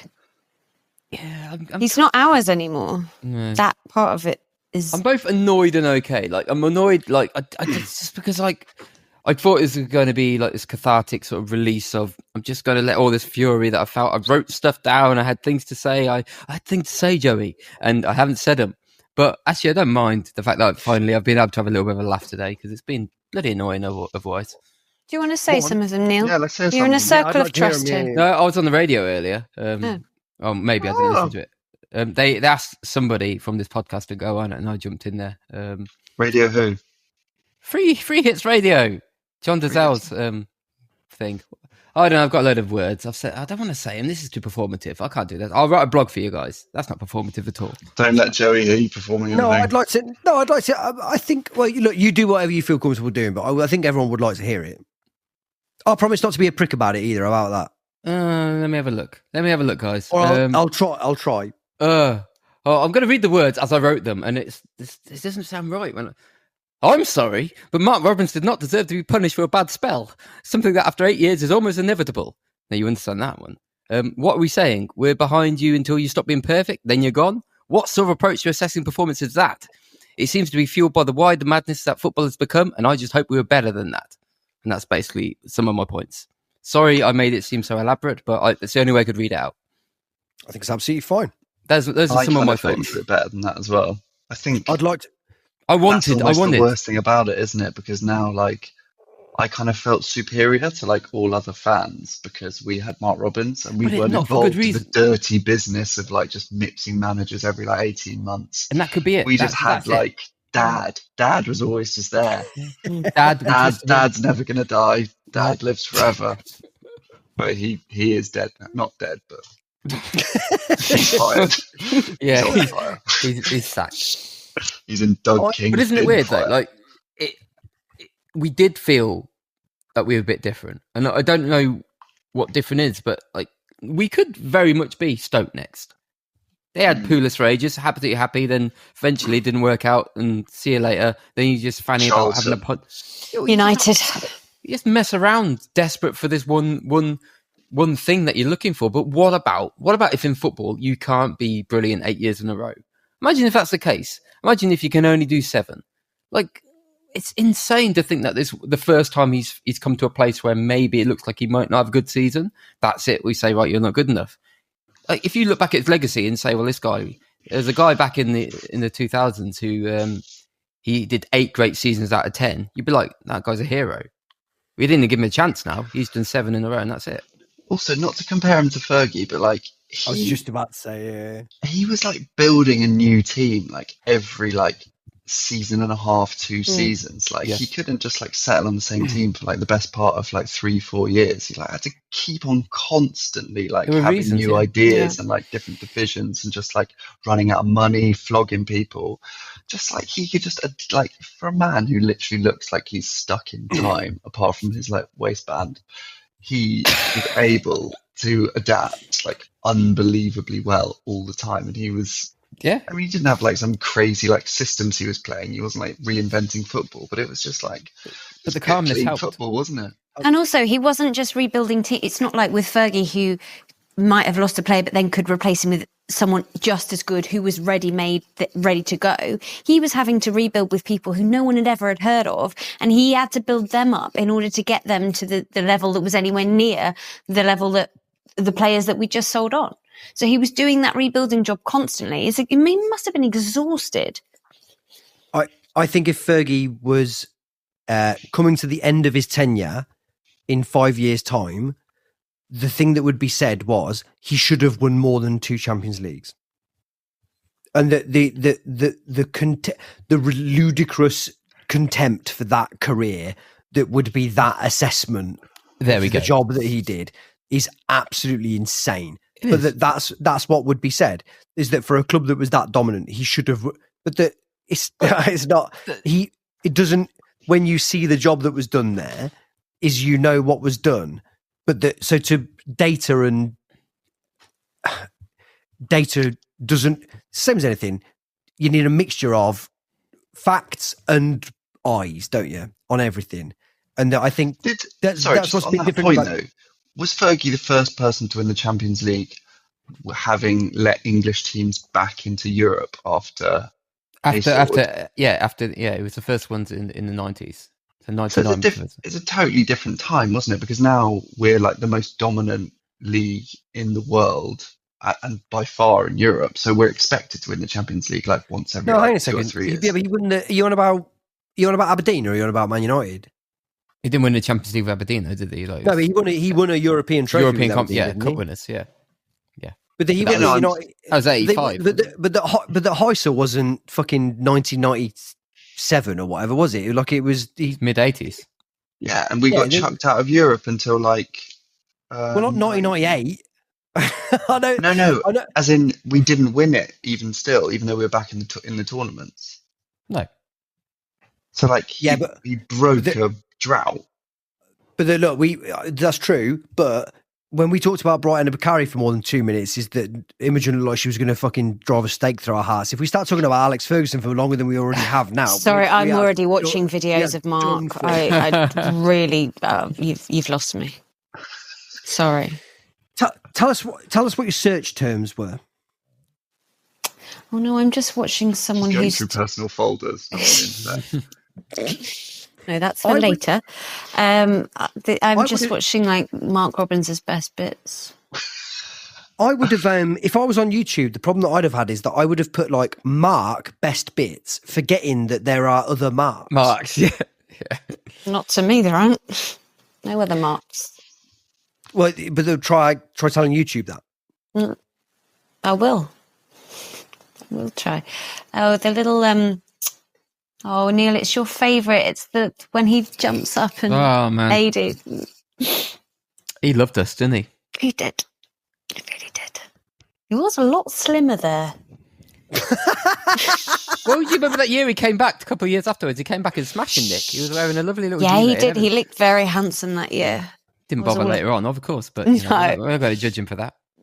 I just worry about him without a job, like without being on the training ground. Like, what will happen now? No, I think it will be the making of him. I think. I think he's getting steps in. No, I think. I think the lack of cortisol might help the weight drop off. I don't know. He didn't care whether we won or lost. There's no cortisol. He was just like, we will win at some point. It's chill. Kind of like that in a manager, don't you? Yeah, you do like that. Let's hope that Frank Lampard has the same. All about the vigour with that man. Do you dare?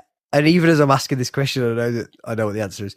Do you dare, Imogen and Neil, countenance the idea of who might come in? Nah. What we're going to do? We're just going to throw some names out there. Like it's no. Like I'm not even saying names. Like have you even got to the stage where you might consider that he would be replaced? No.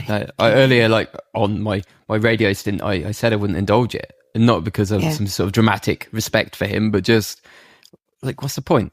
Like, we're just going to find somebody who talks well in an interview or has looked good on paper and give them a go. Like, we've all been watching football long enough to now understand that it's just not that simple. So maybe if things do go well for you and you find somebody who's doing a good job, maybe you allow them to continue to do a good job. I don't know.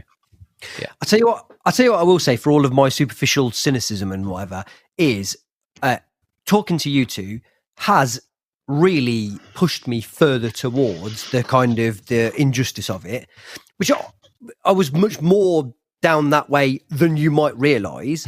But specifically, the circumstances that sit around it, irrespective of the circumstances that have precipitated it, everything else that's happening now just solidifies the fact that it's just such a weird time and such a weird... Such a waste, man. Like, it just... Not only is it's disrespectful, not only because of why it's come about, but the fact that you just like, you haven't even got a plan for what... No. The whole thing is meant to be... It wouldn't be right necessarily if it was like, look, you're going, but what's happening is this strategy. But it's the fact that it seems like it's just like, you're going and then we're going to have to work it out afterwards. You're like, that's your plan. No. Yeah. You're going to... You got rid of him for that, yeah. And there are other circumstances that sit around this that, again, have been unsubstantiated that if they are true, are wildly unfair and like wildly disrespectful. But the thing that you'd just be like, don't worry about it, we'll coast for a bit while we work it out. You just think, are you mad? Like, that's not how you do this. It's not how it works. And even for the people that I think I sympathise with on the other side of the camp that go, well, some of this relies on what happens afterwards, is that it doesn't give you a great deal of comfort about what happens afterwards if this is how this bit of it is being conducted. Yeah, 100%. Look, I mean, I'm coming up to, in a couple of weeks, I have my 30th anniversary of supporting Cov, which I was hoping to spend with Mark, but, fuck that up. I love, like all of you, I love our club. I will support Cov forever. If Cov went out of existence, I would not support another club. Cov are my life. I spend ridiculous amounts of money and a lot of time going to far-flung, terrible places on this sad little island to go and see them play, and it's often not worth it. But I love them, and I will always love them. Mark leaving doesn't affect my love for the club, but it has made it so much better this past 7 years to go and watch a club that everyone is connected to, who we want to feel like we are part of the adventure that Cov has been going on since Mark joined. I am sure we will have fantastic managers again. It may not be for a very long time. And the problem is that we all remember what it was like, not just for a couple of seasons before Mark, but for years before Mark. I've never felt this kind of connection with a manager before. We might not feel it again. And that makes me so sad, because when you know how bleak it's been and you are taken out of that to have fun at weekends, to enjoy thinking about going to the football, to laugh about going to the football, to really feel like it's not a chore to go and watch your club. It is so bleak to know that one of the main men who has created that atmosphere for us isn't going to be around anymore. So I know it sounds ridiculous and morbid, and I do get that he is just a guy and that there isn't anyone bigger than the club, but it still makes me really fucking sad that has been taken away from us. Yeah, well said. Put that in the front of the podcast. Put that at the beginning. Well, so one, magnificent. Thanks. What I would say is that, and somebody on Twitter was like, what's going to happen here is this is going to devolve into an existential, but they all do. So go and listen to something else if you don't want it to. I know I might seem glib and blasé about this entire situation, but that for me is that I flip it round. I know he's gone.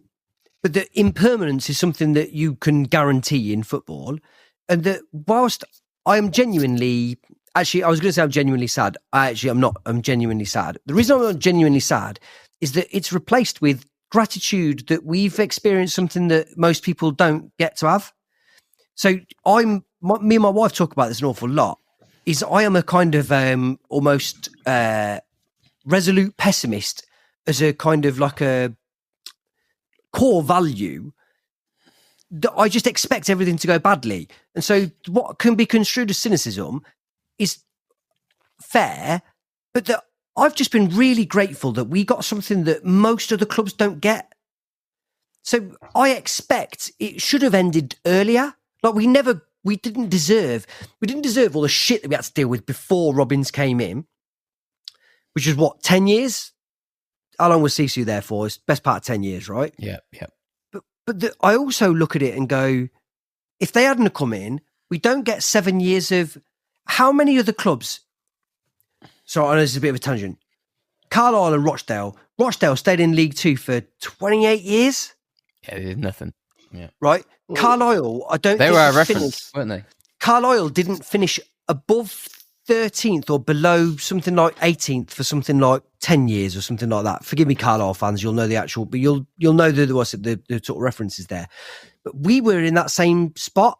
Yep. We hadn't finished above 6th for 48 years, I think it was, until League Two, above 7th, sorry.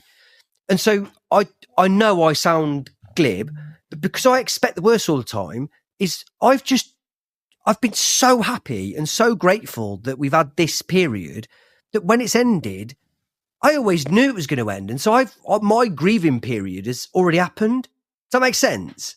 Yeah. I think it's fair as well. Like, it's not a matter of, and this is why I'm kind of, when it comes to football, judging it now, that's why I would have been okay if this season didn't go well. Because like you say, we've had such a long period, extended period of stuff being okay. I think the issue isn't so much if things didn't go well. It's the fact that there's expectation was that it always or only could ever go well now from this point onwards, which has cost us, I think, somebody who brings us like that figurehead, that thing that meant a lot. We talk about it all the time. There's somebody who you can at least get behind. It's the person who's running the club, the person who you believe in and trust in. Like, for me to go from somebody who only ever wanted to win to go to a place of thinking, actually, well, we've done quite a lot of winning recently. I'll be all right then if it doesn't go perfectly for a little bit longer. That's important as well. It gave me that perspective. So I didn't mind if the season, although I wanted to be brilliant, it doesn't mean because we didn't, it's the end of the world. But now the worry is that we get to a place where we think it is the end of the world when you're not doing brilliantly all the time. But again, we talked earlier about Dancing with the Devil, is that, like, if you support a championship club and hope that there will be some semblance of ethics or loyalty or morals or whatever, you're setting yourself up for a situation where you're going to be as angry and sad as you two are. But is it, we're not talking about loyalty, are we? We're talking about realism. Like the realism of a football club not doing brilliantly, impermeably for the rest of the time. Like it's just at some point you're not going to win the match, or you're not going to do well that season. That doesn't mean that we're loyal to it. We're just saying, okay, maybe that's real. But that you know that doesn't exist if you look at the last, let's say 10 years. Yeah. How many instances are there where managers have been kept on longer than their expected tenure because of past performance that has gone over 3? Managers don't last 3 years. There's not even the data to back that up. But we're not there though, are we? Like this man almost got us to the FA Cup final 6 months ago. We're not there. He's not long beyond his tenure. But this is the Smiths thing, is that this is not like any other love. This one is different because it's us. Is that like there is no precedent. It's so not going to happen that there isn't even a precedent for it in the Championship in the last 10 years, is there? There isn't another team, presumably, that has had a manager for 7 years that has accepted like a drop. This is weird. Yeah, managers don't get the good grace of being amazing and then being less amazing for a bit. It seems like that. There's been some good talking about that recently, yeah.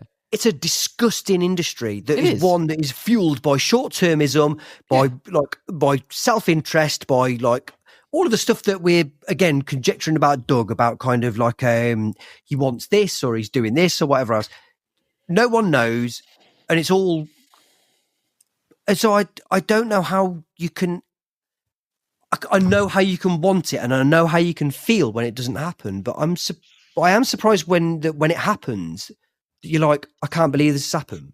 Yeah, But I'm not for Neil and Imo's reaction. I don't want to it feels like you're insulating yourself a little bit, Joey, with this veil of pessimism. I'd much rather feel deeply sad about, and I know I'm kind of talking about Brighton stuff, but I am sad, but I'm not as involved in the club as I was a few years ago, going to every single game. But I still would much rather fall hook, line and sinker for someone and then be absolutely crushed than just be it's football. Who are we getting in next? You want it to matter. You want it to mean something. And the thing was, it was different. I know Smith's quote, Joey, that's a first for this podcast, but it literally was different for us. It was different because we were watching it go on around us and we were nah, that's not what we're doing now. We have been there very recently, but this era is different and it's over, and that's heartbreaking, isn't it? But that's what's critical to me, because I don't think the way I'm feeling or the way that we're feeling is born out of blind loyalty. If we were saying this 3 years after Mark's finished 18th for 3 years in a row, have a go at us, all right? I'm saying, the season before last, we make the playoff final.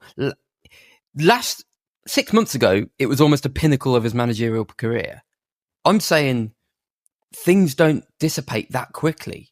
I get annoyed by the values that football places on things that happen so quickly. We've had a bad start. We maybe didn't finish last season correctly. That's what annoys me. Not the fact that we have to now believe that Mark, for whatever he's done, now we have to love him forever. I'm not saying that's what you think we're saying, but I don't want people to think that we're just blindly saying, right, Mark would have forever been our manager, regardless of what he'd done. What I'm saying is, there's still so much of a canon of work that recently, but was so relevant. I don't believe that it's something that you chuck away based on the fact that over the course of a few games or a couple of months, things haven't gone the way you want them to.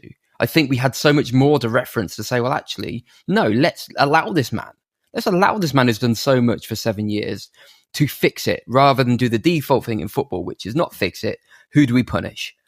I get fed up with the punishment. I think that it's the most unimaginative approach to football. It's just punishing people rather than allowing somebody to fix it. And that's my annoyance. And that's why I'm passionate about him, because everything he's shown me is that he has the tools or the mindset to at least be calm enough to fix a problem. And I don't think he was anywhere close to being the person being punished. I think he should be allowed to fix it. I also think he is the kind of guy that if he didn't think he would fix it, he would just leave. Yeah, he I would agree. be 100%. Yeah, he referenced it a lot, didn't he? These players aren't my players. I didn't these aren't the players I wanted. That. Let's just go our separate ways. 100%, he would do something like that. I loved every word that you said there, Neil, but I would like Imogen to extend on that.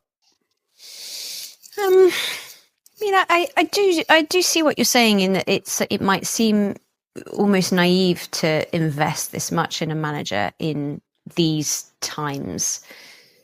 But that's like saying, well, 50% of marriages end in divorce. So don't be sad if you do divorce, because that's ridiculous. Why? That's It happens. You can't be devoid of feeling. And Cov are, for all of us in different ways, but a very important part of all of our lives. And I don't think when you support a club like we do, that you can distance yourself all of the time. Because if you do, then those highs of the semi-final and all of the playoff and Wembley visits and beating Sunderland 5-4 or whatever it is, they don't mean as much because you're not also there with the lows. I know what you're saying, and perhaps in 6 months' time I might look back at this and think it's a bit dramatic. Like, calm down. But a bit much. Yeah, but I think I'm all right feeling like this. Yeah, because I love him. I love what he did for us. But I think this is a nice coalescing point for all four of us, possibly. So one, and this is probably going to be even more patronising than I sound at the best of times, but that I really love what you've both just said there, and thank you for it.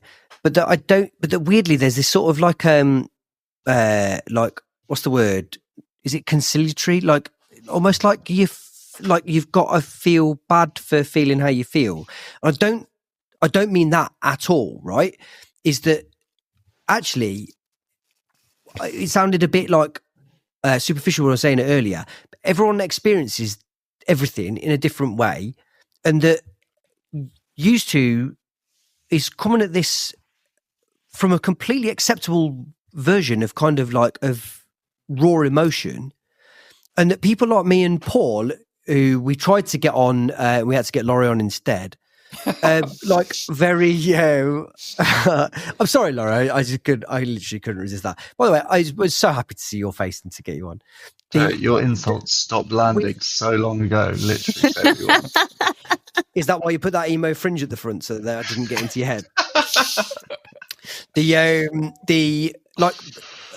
Me and Paul are unfeeling logicians. So when something terrible like this happens, and it is terrible because nobody wants this to happen, and that it's an indicator of all the things that I'm very I'm not, oh well, football's fucking horrible or whatever, blah, blah, but they are the worst reinforcing factor of all of those things existing. Is that, I guess, because of my nature, I've come to terms with them more, that allows me that when something bad like this really happens, is that I've already done a lot of the processing. And then there's a bit of it that, I'm going to try and absolve myself of responsibility here. It makes it sound where I sort of suggest that you two are being too emotional about it. I really genuinely don't mean that. And it causes us to be at sort of artificial loggerheads. It's hard, isn't it? It's difficult. But I just think it's all a shame. That's fair. It's all a shame. But I just think that more than anything is, again, the benefit of being a sort of pessimistic logician is that genuinely, I don't want him to go. I don't want this to be the end of this era, because I've seen what happens at the ends of other eras, and they almost all go badly, as much as I hope that this next one will go well for us. But that all I do is that when it got announced, the thing that I thought was laughing in the face of a ball boy, 4 trips to Wembley. Can you imagine someone saying to you, as we go down from League One to League Two, that this would be the 7 years that we'd had? And imagine someone saying to you, at the end of that, the guy that took you to this is going to get the sack. You'd go, that sounds fucking awful. But I can't tell you how fucking grateful and unbelievably unrealistic that sounds, that we'd have gone on that journey. And like I say, there's a weird sort of optimistic pessimism, which is not optimistic pessimism, but being pessimistic, but that if you think that everything's going to go shit, and then you have the 7 years that we've just had, there's a bit of me that's like, I know it's wrong that he's gone, but Christ, I'm so unexpectedly grateful for the world giving us this gift that we've had. Yeah, I think we all are, though, no? Well, you don't sound it. You can do both. You can do both, can't you? You really can do both. You've all the stuff. Yeah, you mentioned the ball boy thing earlier. I'm like, yeah, that's fucking brilliant. Yeah, I remember that thing. That was awesome. And I think over the course of time, you will feel that. And the funny thing is, I think there's a difference between saying something emotionally and I don't want it to feel like I think what I'm saying is fairly rational from a footballing point of view. I'm not saying this blindly emotionally because I love the man and nobody will ever say differently about Mark.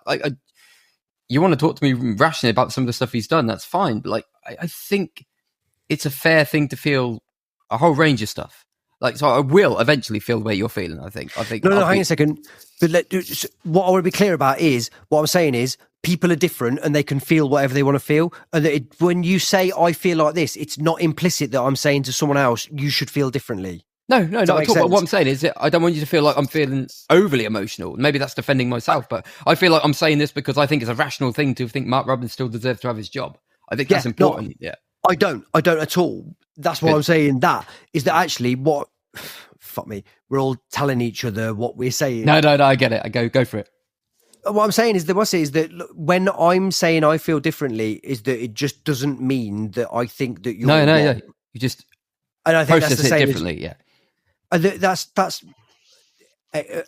on a day where Trump has just got the American president, like, and where social media pervades and everything else, is that this is, originally this was meant to be a celebration of Mark. Then it turned out to be something very angry. There's something quite poignant about this sort of getting to a point where it is people can feel what they want to feel. Like there is no right or wrong way to feel, and this is an emotive topic. Apart from thinking it was the right decision, that's the only wrong way to feel. But yeah, I want to echo what you guys said. Like, you never could have imagined this journey, because supporting Cov from like when I started supporting us was not fun. I started supporting the season we got relegated to the what was then Division 1. Yeah. And it's so often unfun. I often think back to the season when we had like David Prutton and those kinds of players playing on. I remember going to Crewe away. I think we actually won. We had that one good player up front who slotted one away, but like no one could play. They were all shit. But I think we just about didn't get relegated that season because we had that one striker on loan who was good. And you looked at these teams who would go on runs and like get promoted, and maybe another, you look at Bournemouth. That was David McGoldrick that day, I believe. That was the player that scored that one in the Crewe 1-0 win. I think we saw it. That was the first game he'd played, and we'd all decided that he was shit before he joined us. I thought it was. I think you're thinking of. Is it Dominic? No, it's not Dominic. Somebody else. Yeah, it's someone else. I know exactly what you mean. We had him on loan for like 15 games, and he was too good, and he went somewhere else. Yeah. Hang on a second. The Dominic Samuel, who I consistently got confused with Sideways Sammy, who is called Dominic. And is Dominic Samuel. Yeah. Well remembered. Yeah, we're on the side of the pitch, I believe, and it was incredibly bobbly. Anyway, you look at other teams like Bournemouth and stuff going on the runs, and you'll be like, literally, what does that feel like? I cannot fathom what that feels like to like enjoy going. And when Imo said fun earlier, it was so simple. I was like, it literally has been fun. It's just been so fun. All your friends switching from feeling like sorry for you to being like, it's quite fun sporting golf. I was like, it fucking is. It is, yeah, really. Even on the shit away days, Laurie, do you remember the 4-0 that we did at Rotherham? Yeah. That was bad. They put Drank the beer dry. Out being like, no more alcohol will be sold because the Coventry fans have stolen it.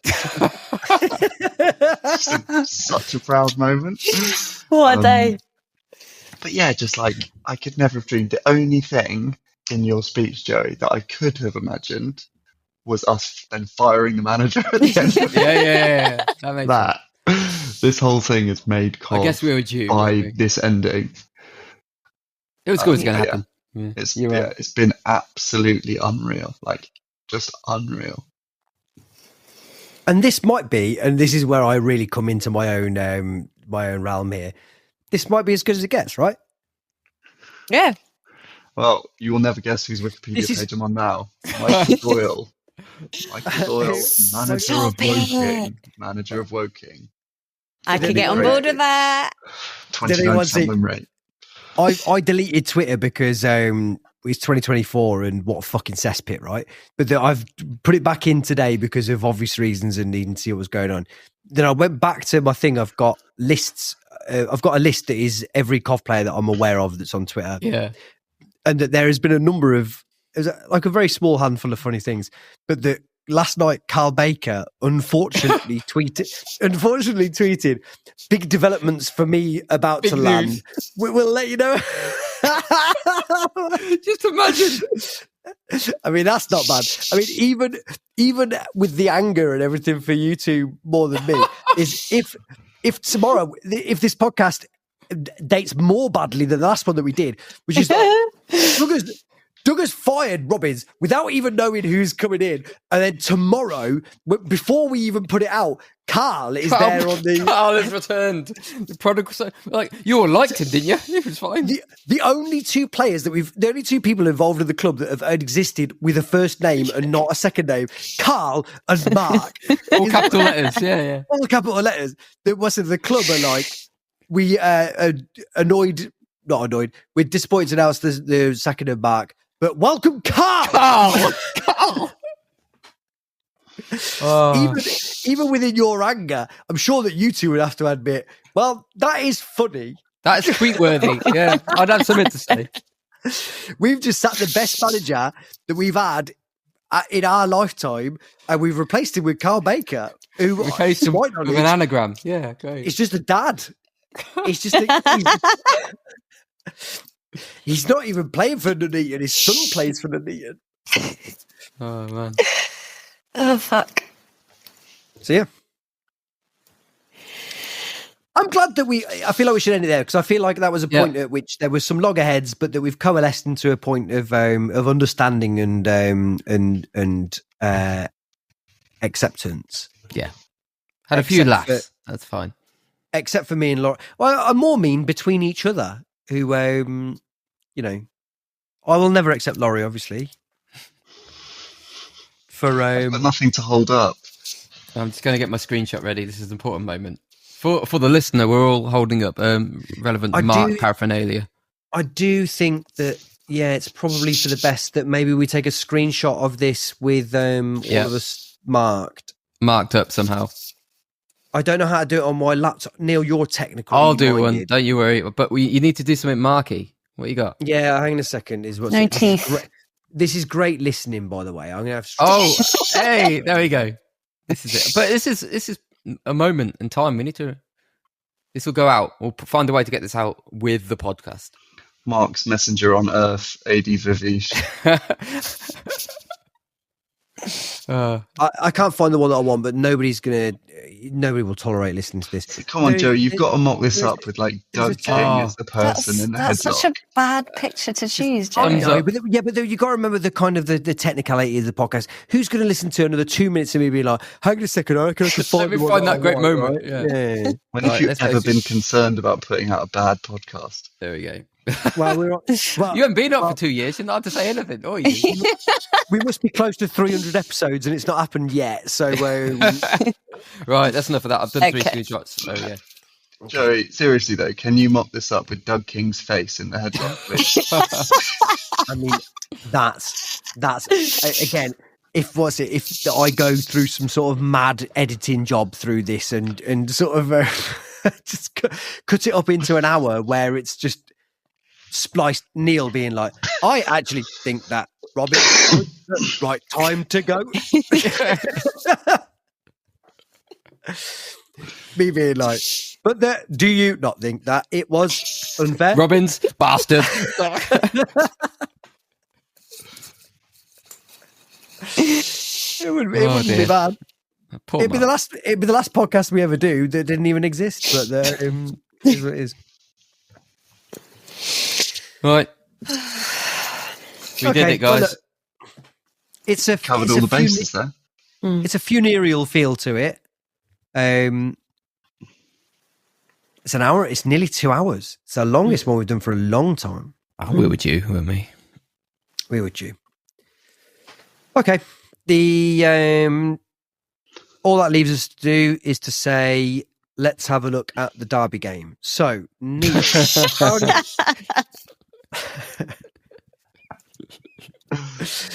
just a little bit of lols, isn't it? At the end, just do Why not? Why not? And do you know what? As well, is that God bless the 3 of these people that are with me for laughing at that, because I had suggested that as a joke. It's 3 now Earlier. Yeah, because you're laughing, so you have to be included in the crowd laughing at his funny joke. It's all about the numbers, as far as I'm concerned. You got to run them. It's lies and statistics. That was a pre-thought of joke, but thank you for laughing. Still, we're done, right? Have we? I think so. Is that the end of the joke list? I might have one more. Go on. I'll save it for the Patreon. Remember, if you want to donate £600 a month to our Patreon, it's available on neelampteyshow.com/Patreon. We do half a podcast every month for that money. Thank you, Neil. Thanks, Joey. Thank you, Imogen. Good night, sweet prince. Thank you, Bright and Bakari. And thank you, Laurie. Thanks, mate. Thanks for having me back. It's been great, Mark. We love you. Bye.